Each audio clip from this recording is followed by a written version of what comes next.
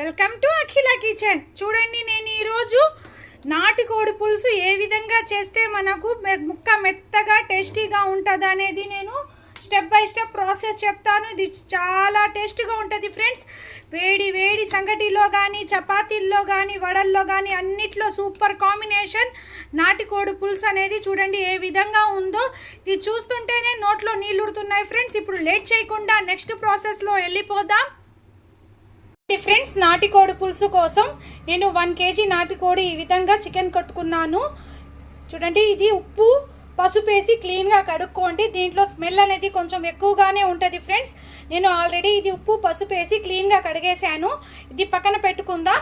దీనికోసం మసాలా ప్రిపేర్ చేసుకుందాం ఫ్రెండ్స్. మసాలా కోసం నేను కొబ్బరి ముక్క, పట్టా, లవంగ, యాలుకలు, చిన్న అల్లం ముక్క, 4 వెల్లుల్లి రెబ్బలు, ఇవి మొత్తం క్లీన్గా కడిగేసి మసాలా పేస్ట్ లాగా కట్టుకుందాం.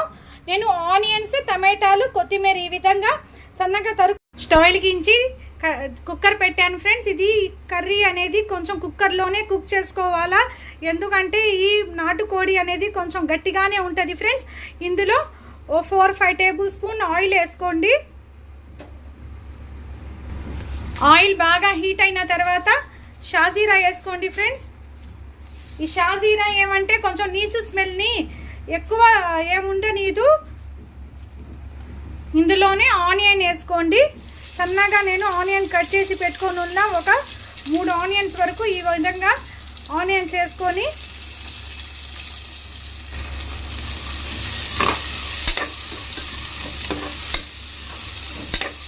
ఆనియన్స్ కొంచెం మగ్గే వరకు ఫ్రై చేసుకుందాం.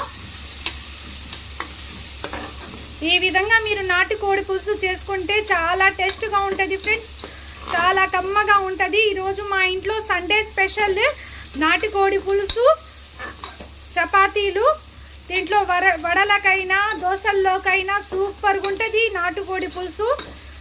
నేనైతే 1 kg పైన చికెన్ కోడిని తీసుకొని కోపించుకుంటే నాకు 1 kg చికెన్ వరకు పడింది.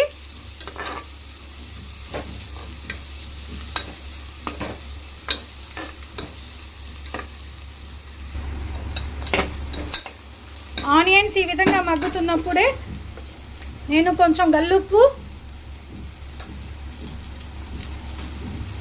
కొంచెం పసుపు, 1/2 టీ స్పూన్ పసుపు వేసుకుందాం.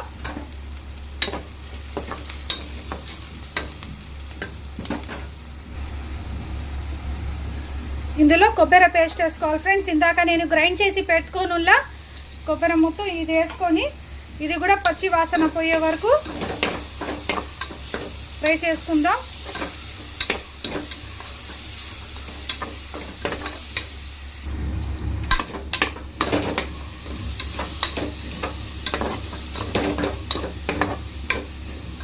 ఇందులోనే సన్నగా కట్ చేసిన ఆనియన్, టమాటాలు కూడా వేసుకుందాం.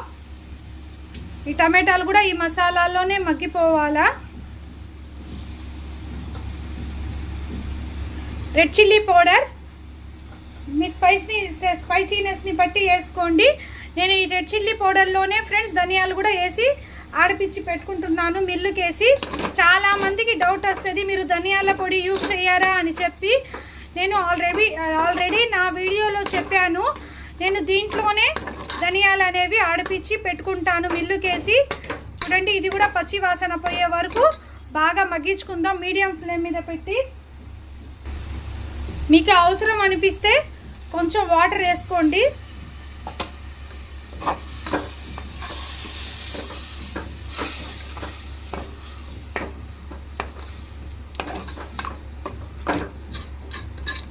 ఈ విధంగా మీరు నాటుకోడి పులుసు చేసుకుంటే చాలా టేస్ట్గా ఉంటుంది ఫ్రెండ్స్. ఈజీగా కూడా అయిపోద్ది.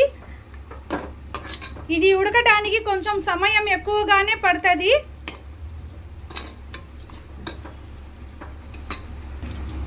చూడండి, ఇందులోనే నేను క్లీన్గా కడిగి పెట్టుకుని ఉన్న ఈ చికెన్ కూడా వేసుకొని ఒక 5 మినిట్స్ మగ్గించుకుందాం.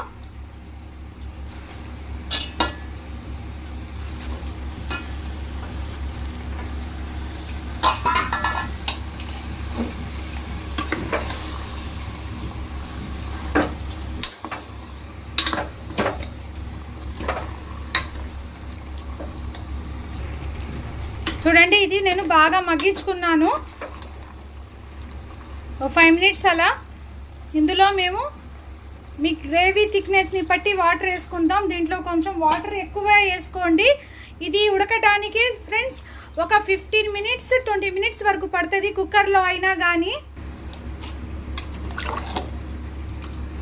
ఇప్పుడు నేను కుక్కర్ మూత పెట్టేసి ఒక 15 మినిట్స్ వరకు ఎన్ని విజిల్స్ వస్తాయో అన్ని విజిల్స్కి పెట్టుకుందాం. మీడియం ఫ్లేమ్ మీదే పెట్టుకోండి. హై ఫ్లేమ్లో పెట్టారంటే మీకు తొందరగా ఉడకదు, గ్రేవీ అనేది డ్రై అయిపోద్ది. నేను మీడియం ఫ్లేమ్ మీదే ఒక 15 మినిట్స్ 20 మినిట్స్ వరకు పెట్టేస్తున్నాను. కావాలంటే మళ్ళీ ఉడకకపోతే మళ్ళీ చూసుకొని పెట్టుకుందామండి. ప్లీజ్ లైక్ షేర్ సబ్స్క్రైబ్ చేసుకోండి ఫ్రెండ్స్. మీ సబ్స్క్రైబ్, మీ లైక్, మీ షేర్ నాకు ఎంతో వాల్యుబుల్. నేను కుక్కర్ విజిల్ పెట్టేస్తున్నాను. చూడండి ఫ్రెండ్స్, ఒక 8 విజిల్స్ దాకా వచ్చాయి.